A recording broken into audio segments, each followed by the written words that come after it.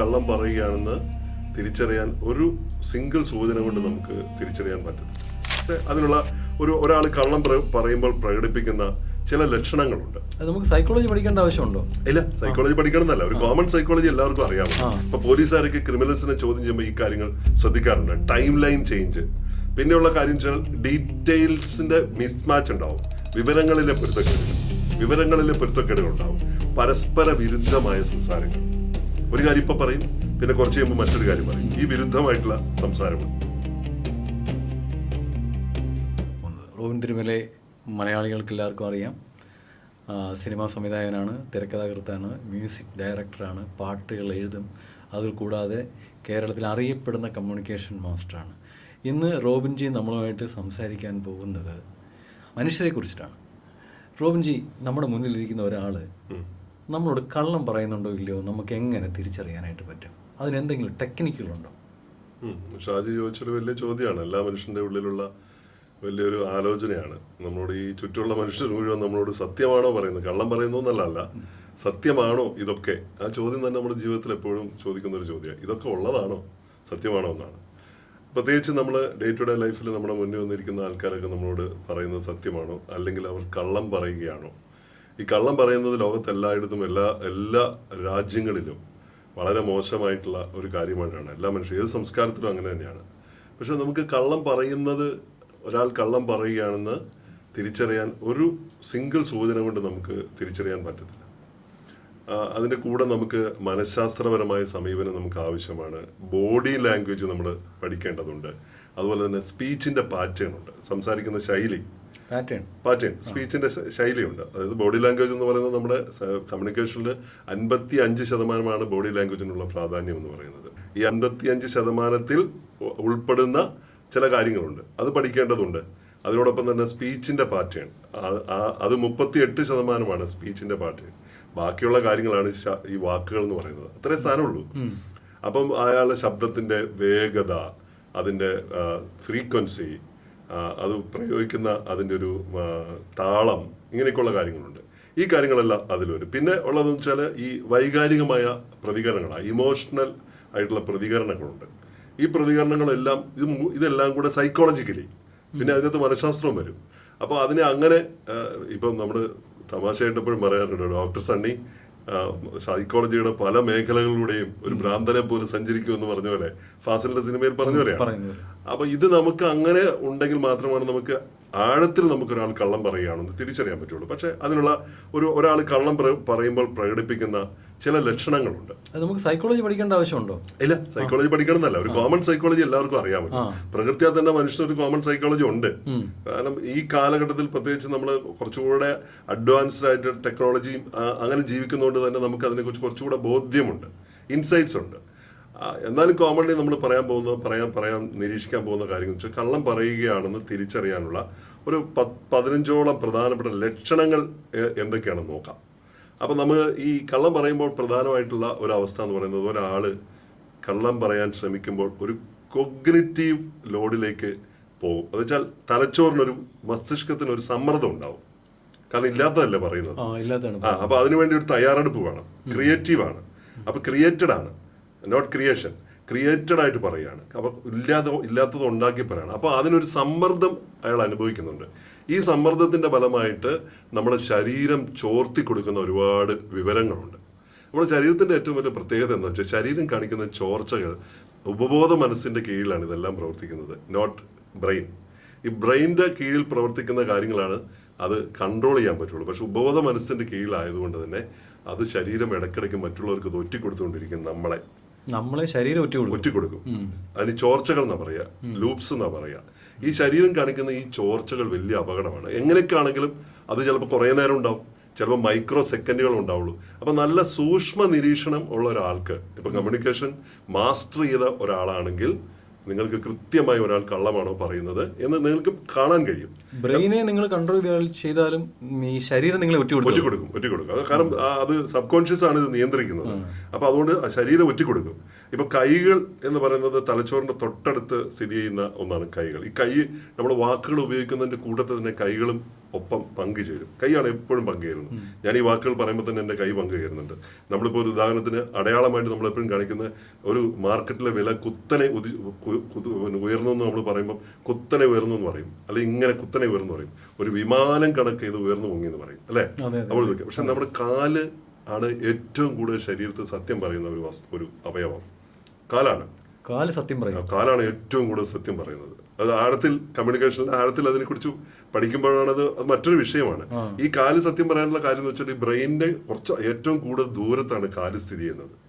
അതുകൊണ്ട് ആപേക്ഷികമായി ബ്രെയിനിന് കാലിന്റെ മുകളിൽ കയ്യോ മറ്റോ അവയവങ്ങളോ കൺട്രോൾ ചെയ്യുന്ന പോലെ അത്ര കൺട്രോൾ ഇല്ല. മനസ്സിലായില്ല? ദൂരം കൂടുതലാണ് എന്ന് വെച്ചാൽ 10 കിലോമീറ്റർ ദൂരം ഉണ്ടെന്നല്ല, പക്ഷെ ആ ദൂരം കൂടുതലുള്ളതിന് പരിപാടിയൊക്കെ നടക്കുമ്പോഴത്തേക്കും സമയമെടുക്കും. അതിനിടയിൽ ഒറ്റക്കൊടുക്കൽ നടക്കും എന്നാണ്. അപ്പൊ ഇവിടെ നമുക്ക് ഈ മാറ്റങ്ങൾ, ഒരാൾ കള്ളം പറയുകയാണോ എന്നതിന്റെ ചില ലക്ഷണങ്ങൾ, നമുക്കൊരു 10-12 ലക്ഷണങ്ങളൊന്ന് പരിശോധിക്കാം. ഒന്നാമത്തെ കാര്യം വെച്ചാൽ കണ്ണുകളിൽ അസ്വാഭാവികമായ മാറ്റങ്ങൾ ഉണ്ടാവും. അൺനാച്ചുറൽ ഐ മൂവ്മെന്റ് കാണാം.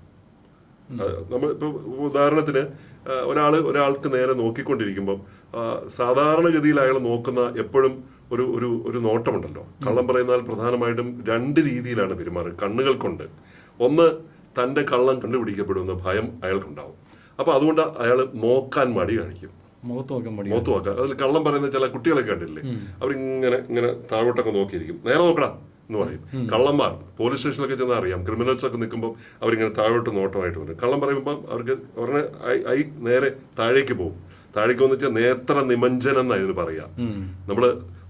നമ്മൾ ആഷസ് ഒക്കെ കൊണ്ട് നിമഞ്ജനം ചെയ്യില്ലേ എന്ന് പറഞ്ഞാൽ താഴെ ഡെപ്പോസിറ്റ് ചെയ്തിരിക്കാം, താഴേക്കാണ് നോക്കുക. അവര് കാർപ്പറ്റിൽ നോക്കിയിരിക്കും, അല്ലെങ്കിൽ താഴെ തറയിലേക്ക് നോക്കിയിരിക്കും. അവർ അസാധാരണമായ വിധത്തിൽ കണ്ണിലേക്ക് നോക്കാൻ ഐ കോണ്ടാക്ട് തരില്ല. അല്ലെങ്കിൽ എന്ത് ചെയ്യുന്നു വെച്ചിട്ടുണ്ടെങ്കിൽ ഇവര് പറയുന്ന കാര്യങ്ങൾ സത്യമാണെന്ന് വരുത്തി തീർക്കാൻ വേണ്ടി അമിതമായ ഐ കോണ്ടാക്ട് നിലനിർത്തും. അത് ഇങ്ങനെ സ്വാഭാവികമായിട്ട് ഇങ്ങനെ അവിടേക്ക് ഇവിടേക്കൊക്കെ നോക്കി സംസാരിക്കുന്നവരാണെങ്കിൽ, അവർ സാധാരണ കുട്ടികളൊക്കെ ആണെങ്കിൽ നമ്മൾ ശ്രദ്ധിച്ചോളൂ, അല്ലെങ്കിൽ നമ്മുടെ സുഹൃത്തുക്കളൊക്കെ ആണെങ്കിൽ മുഖത്തൊക്കെ ഒന്ന് ആദ്യം നോക്കി സംസാരിക്കുന്ന ആളുകളല്ലെന്ന് വിചാരിച്ചോളൂ. അവർ കുറച്ച് ഐ കോണ്ടാക്ട് തരാറുള്ളൂ. ആ ഐ കോണ്ടാക്ട് തരാത്ത ഒരാൾ പതിവിന് വിപരീതമായിട്ട് നമുക്ക് ഐ കോണ്ടാക്ട് തന്നുകൊണ്ട് ഐസ് സ്റ്റിക്ക് ചെയ്തിട്ട് നമ്മുടെ കണ്ണിൽ തന്നെ ഒട്ടിച്ചു വെച്ചവർ ഇങ്ങനെ സംസാരിച്ചിട്ടുണ്ടെങ്കിൽ എന്തോ എവിടെയോ ചീഞ്ഞു നാറുന്നുണ്ട്, ഒരു പ്രശ്നമുണ്ട്. അപ്പൊ കള്ളം പറയുന്ന ആൾക്കാർ കൂടുതൽ ഒന്നുകിൽ കണ്ണ് തരാതിരിക്കും, ഐ കോണ്ടാക്ട് തരാതിരിക്കും, അല്ലെങ്കിൽ അമിതമായ നോട്ടം ഉണ്ടാവും. ഈ അമിതമായ നോട്ടം എന്ന് പറയുന്നത് വിശ്വസിപ്പിക്കാനുള്ള നോട്ടമാണ്. അത് ഞാനിങ്ങനെ കള്ളമല്ല പറയുന്നതെന്ന് പറയാൻ വേണ്ടിയിട്ടുള്ള ഒരു സംഗതിയാണ്. പിന്നെ അതിന് കൂടാതെ തന്നെ ഈ കൺപീലികൾ അസാധാരണമായ രീതിയിൽ ചലിക്കും. കൺപീലികൾ അസാധാരണമായ രീതിയിൽ ചലിക്കും. കാരണം എന്താ വെച്ചാൽ ഇത് ബ്രെയിനിന്റെ തൊട്ടടുത്ത് കിടക്കുന്ന ഒരു പരിപാടിയാണ്. ബ്രെയിൻ അത് ഷട്ടർ ഇടുന്ന പരിപാടിയാണ്, മറയ്ക്കാൻ വേണ്ടിയിട്ടുള്ള. അസ്വസ്ഥത കൂടും തോറും സമ്മർദ്ദം കൂടുമ്പോൾ കൺപീലുകൾ ഇങ്ങനെ ചലിച്ചുകൊണ്ടിരിക്കും അസാധാരണമായ വിധത്തിൽ. ഇപ്പൊ ഡോക്ടറുടെയൊക്കെ മുന്നിൽ പോയാൽ ഡോക്ടേഴ്സ് ഇത് ശ്രദ്ധിക്കും. ഈ രോഗിയുടെ ഈ കണ്ണൊക്കെ ഇങ്ങനെ എടുത്തി നോക്കുന്നുണ്ടല്ല, ഡോക്ടർമാർ ഇതും ശ്രദ്ധിക്കും, എല്ലാം ശ്രദ്ധിക്കും. അത് അസ്വസ്ഥത ഏതൊക്കെ അവയവങ്ങളാണ് പ്രകടമാക്കുന്നതൊക്കെ അവർക്കറിയാം. ഇനി രണ്ടാമത്തെ കാര്യം, കള്ളം പറയുന്നതിന്റെ ലക്ഷണങ്ങൾ. രണ്ടാമത്തെ കാര്യം, മറുപടി നൽകാൻ എടുക്കുന്ന ചെറിയ താമസമുണ്ട്, പിന്നെ റെസ്പോൺസ് ഉണ്ടാവും. എന്നുവെച്ചാൽ നമ്മൾ സത്യമാണ് പറയുന്നത്, നമ്മൾ മറുപടി പറയാൻ ആലോചിക്കേണ്ട കാര്യമില്ല, ഉത്തരവാദിയുണ്ട്, ഓട്ടോമാറ്റിക് ഒരു ഫ്ലോയിൽ വരും. അതേസമയത്ത് മറ്റേ നമ്മൾ ക്രിയേറ്റ് ചെയ്യുകയാണ്. ഈ ക്രിയേറ്റ് ചെയ്യുമ്പോൾ ഉണ്ടാകുന്ന ഒരു സാധനം, ഒരു ചിന്താക്കുഴപ്പം ബ്രെയിനിന് എപ്പോഴും ഉണ്ടാവും. ആ ചിന്താക്കുഴപ്പം ഉണ്ടാകുമ്പോൾ അതിനിടയിൽ ഒരു പോസ് വരും, ഒരു ഡിലേ വരും. ഇത് ആ സമയം എടുക്കുന്നത് അങ്ങനെ പതുക്കെ ഒന്ന് വലിച്ചാണ് പറയുന്നെങ്കിൽ, ഒന്ന് ചിന്തിച്ച് അത് എന്നൊക്കെ പറയുകയാണെങ്കിൽ എവിടെയോ എന്തോ ഒരു കുഴപ്പമുണ്ടെന്ന് ഉറപ്പിച്ചോളുക. ഈ കള്ളസാക്ഷി പറയുന്നവർക്ക് ട്രെയിനിങ് കൊടുക്കുന്നത്. അതെ, കള്ളസാക്ഷി പറയുന്നവർക്ക് ട്രെയിനിങ് കൊടുക്കുന്നത് ശരിയാ, കറക്റ്റാ. മൂന്നാമത്തെ കാര്യം, അനാവശ്യമായി അധികം കാര്യങ്ങൾ വിശദീകരിക്കും. ഓവർ എക്സ്പ്ലനേഷനാണ്, കൂടുതൽ കാര്യങ്ങൾ പറയും. അപ്പൊ പറയുന്നില്ല, ഇങ്ങനെ പറയുന്ന ആൾക്കാരോട് നീ അധികം വലിയ എക്സ്പ്ലനേഷൻ ഒന്നും വേണ്ട, നേരെ കാര്യത്തിലേക്ക് വരാൻ പറയും. ഇത് തിരിച്ചറിയുന്നവർക്ക്, ഈ മനഃശാസ്ത്രം, ഈ കാര്യങ്ങൾ അറിയാവുന്നവർ, ഈ ക്രിമിനോളജി ഒക്കെ പഠിച്ച ആൾക്കാരായിരിക്കും, അല്ലെങ്കിൽ പോലീസുകാരായിരിക്കും, അല്ലെങ്കിൽ സാധാരണ മനുഷ്യരായിരിക്കും. അപ്പൊ കള്ളം പറയുന്നതിന്റെ ഉള്ളിൽ എപ്പോഴും പിടിക്കപ്പെടുമോ എന്നൊരു ഭയമുണ്ട്. ഈ പിടിക്കപ്പെടുമോ എന്നുള്ള ഭയത്തും കൊണ്ടാണ് ഈ ചോദിച്ച ചോദ്യത്തിന് അപ്പുറത്തേക്ക് വളരെ കൂടുതൽ കാര്യങ്ങൾ, വിവരങ്ങൾ, ഇങ്ങനെ ടു മെനി ഡീറ്റെയിൽസ് അവർ കൊടുത്തുകൊണ്ടിരിക്കും. കൂടുതൽ വിശദീകരിക്കേണ്ട നീ കാര്യം പറ എന്ന് പറയുന്നതിന് ഇത് നമ്മൾ തിരിച്ചറിയുമ്പോഴാണ് അപ്പൊ ഇത് പിടിക്കപ്പെട്ടു എന്ന് അവർക്ക് മനസ്സിലാവും. അപ്പൊ അവർ അതിൽ നിൽക്കുന്ന വെച്ചാൽ അനാവശ്യമായ വിശദീകരണങ്ങളാണ്, അൺനെസസറി എക്സ്പ്ലെയിൻസ് ഇങ്ങനെ വന്നുകൊണ്ടിരിക്കും. അപ്പൊ തങ്ങൾ നൽകിയ കഥ സത്യമാണെന്ന് മറ്റുള്ളവരെ വിശ്വസിപ്പിക്കാൻ വേണ്ടിയിട്ടാണ് ഇവർ ഈ എക്സ്പ്ലനേഷൻ കൊടുക്കുന്നത്. അനാവശ്യമായിട്ടുള്ള എക്സ്പ്ലനേഷൻ. അപ്പോൾ എപ്പോഴും ഈ കോൺവെർസേഷനിൽ എപ്പോഴും ചെയ്യേണ്ട ഒരു കാര്യം എന്ന് വെച്ചിട്ടുണ്ടെങ്കിൽ ഓവറായിട്ട് ജസ്റ്റിഫൈ ചെയ്യുന്ന ഒരു സംഗതി ഒരിക്കലും നമ്മൾ നടത്താൻ പാടില്ല, ഒരു കോൺവെർസേഷൻ നടത്താൻ പാടില്ല. അപ്പോൾ അതിൻ്റെ അർത്ഥം എന്ന് പറയുന്നത് എവിടെയോ എന്തോ അയാൾ മറയ്ക്കുന്നുണ്ട്, അല്ലെങ്കിൽ അയാൾ അത് മാനിപ്പുലേറ്റ് ചെയ്യാൻ ശ്രമിക്കുന്നുണ്ട്, അയാൾ കള്ളം പറയാൻ ശ്രമിക്കുന്നുണ്ട് എന്ന് തന്നെയാണ്. ഇനി 4ാമത്തെ പോയിന്റ്, ഈ കഥയിലെ പൊരുത്തക്കേടുകളുണ്ടാവും. ഈ പറയുന്ന കാര്യങ്ങളിൽ ഒരു ഒരു ഒരു ചേർച്ച ഉണ്ടാവില്ല. അത് നമ്മൾ പറയില്ല, ജഗദീഷ് കുമാർ പറയുന്ന പോലെ കലങ്ങിയില്ല എന്ന് വേണമെങ്കിൽ പറയും അല്ലേ, അങ്ങനെയാവുന്നുണ്ട്. അപ്പൊ കള്ളത്തരങ്ങൾ എത്ര മനോഹരമായി കെട്ടിച്ചമച്ചാലും എവിടെയെങ്കിലും ഒരു അങ്ങ് ചേരുന്നില്ല എന്ന് പറയുന്നുണ്ട്. വിവരങ്ങളോ ഈ സിനിമയുടെ റിവ്യൂ വരുമ്പോൾ ശ്രദ്ധിച്ചാൽ മനസ്സിലാവും, വളരെ ഡീറ്റെയിൽഡ് എക്സ്പ്ലെയിൻഡ് റിവ്യൂ ആണെങ്കിൽ ഈ സിനിമ മോശമായിരിക്കും. പക്ഷെ നല്ല സിനിമയാണെങ്കിൽ ഒരു ഒറ്റ വാക്കുള്ളൂ, സിനിമ കൊള്ളാം, ഗംഭീര സിനിമ.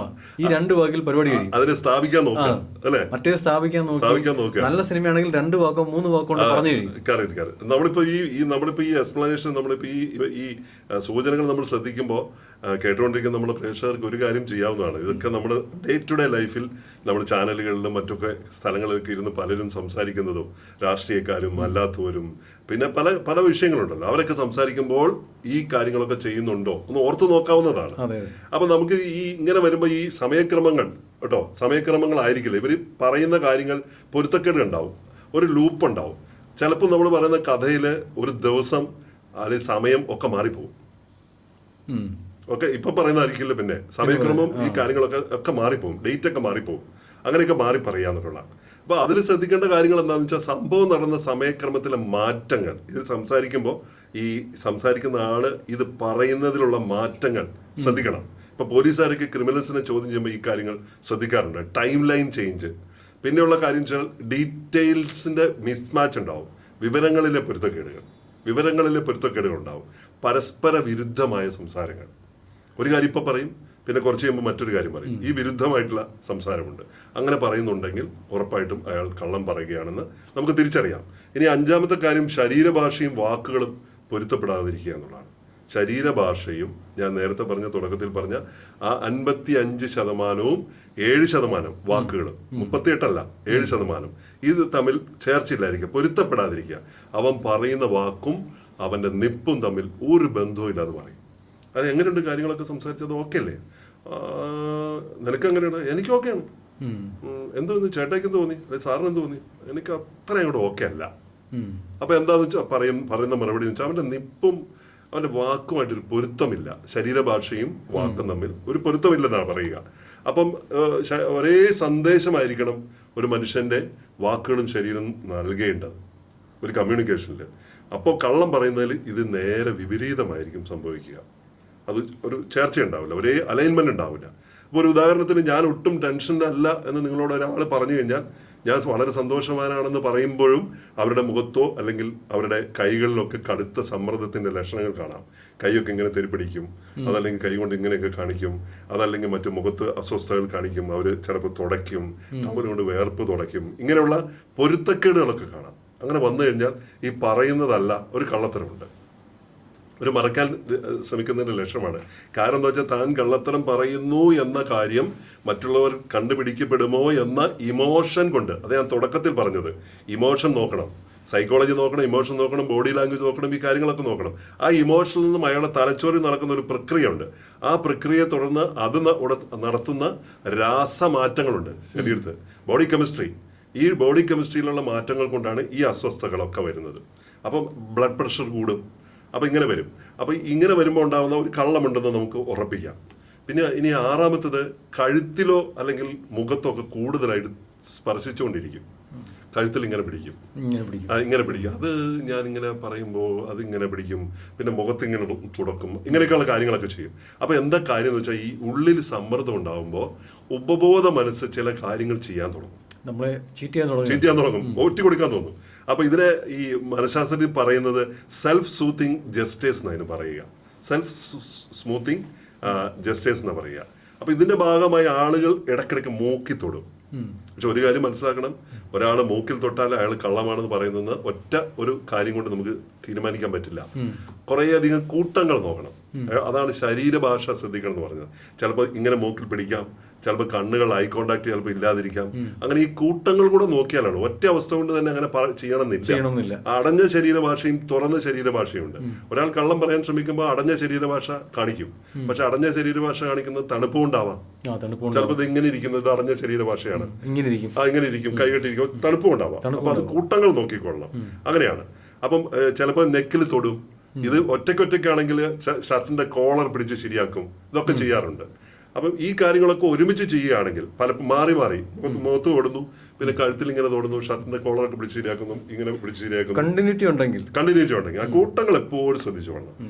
ഏഴാമത്തേത് ശബ്ദത്തിൽ വരുന്ന മാറ്റങ്ങളാണ്, സൗണ്ടിൽ വരുന്ന മാറ്റങ്ങൾ. അത് വളരെ പ്രധാനമാണ്. ഈ വോക്കൽ ചേഞ്ചസ് എന്ന് പറയുന്നത് 38% വരുന്നതാണ്.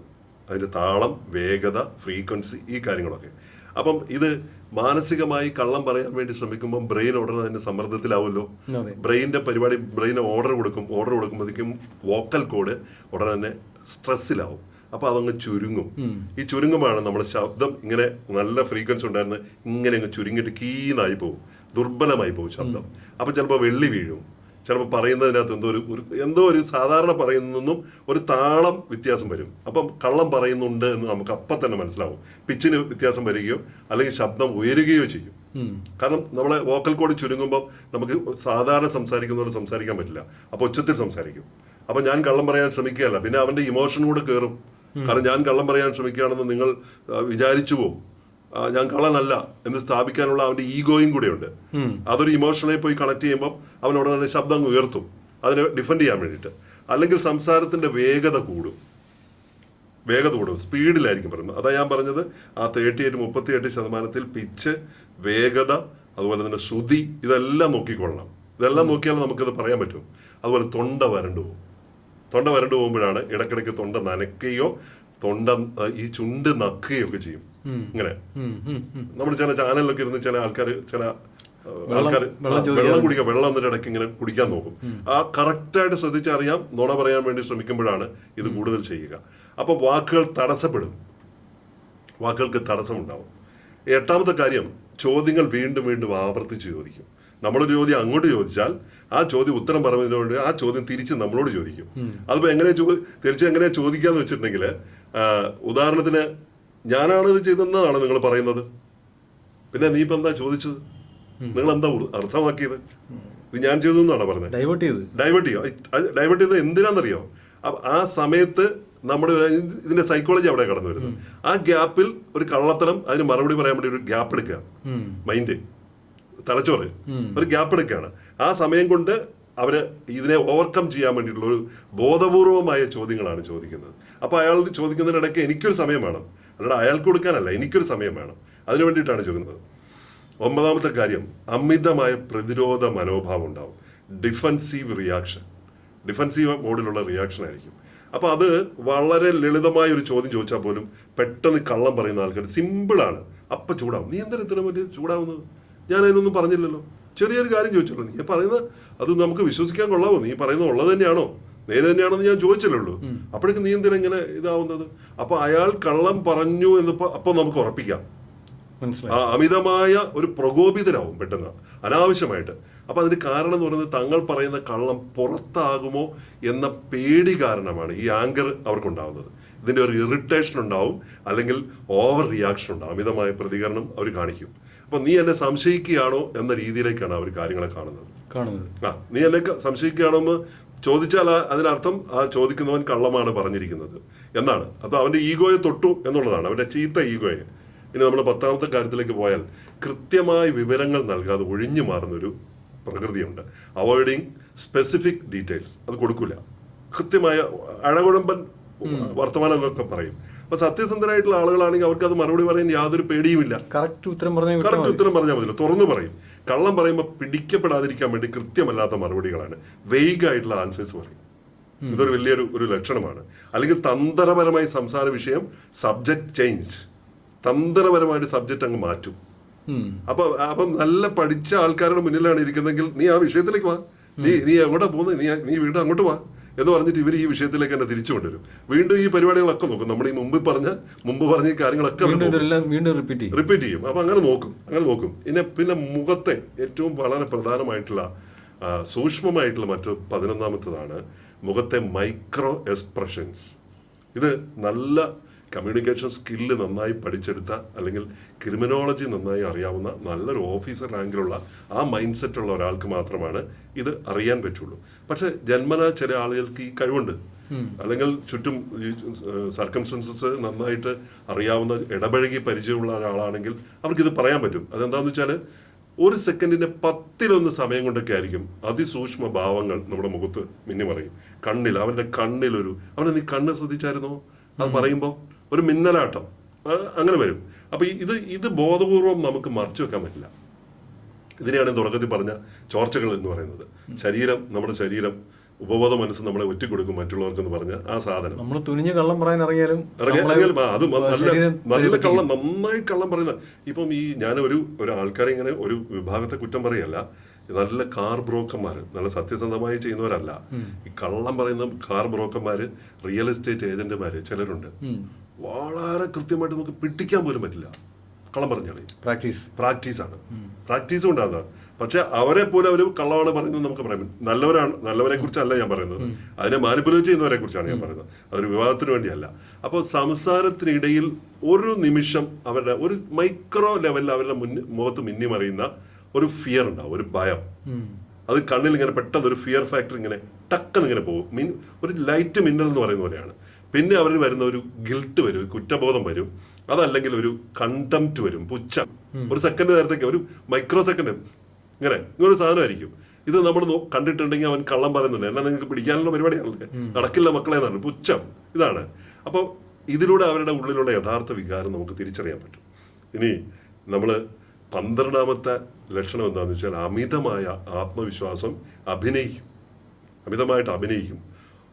ഓവർ കോൺഫിഡൻസ് ആക്ടിങ് ആണ്. എന്നുവെച്ചാൽ താൻ പറയുന്നത് കള്ളമാണെന്ന് ആർക്കും തോന്നാതിരിക്കാൻ വേണ്ടിയിട്ട് ഇല്ലാത്ത ആത്മവിശ്വാസം, അതിര് കടന്ന ആത്മവിശ്വാസം അതെടുത്തിട്ട് പുറത്തിട്ടിട്ട് വാള് കൊണ്ട് ചുരിക കൊണ്ട് അങ്ങ് വീശുകയാണ്. അതൊരു പ്രൊട്ടക്ടറെ പോലെ, പ്രൊട്ടക്ഷന് വേണ്ടിയിട്ടാണ്.